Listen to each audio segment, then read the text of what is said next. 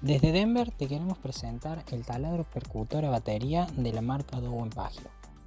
El mismo cuenta en su maletín con un cargador y una batería de 2 A. Además de ser percutor, podemos encontrar la función de atornillador. Cuenta con un mandril metálico de 13 milímetros, velocidad variable y a su vez es reversible. Podés encontrarlo en Boulevard Alvear 61, Comercial Denver.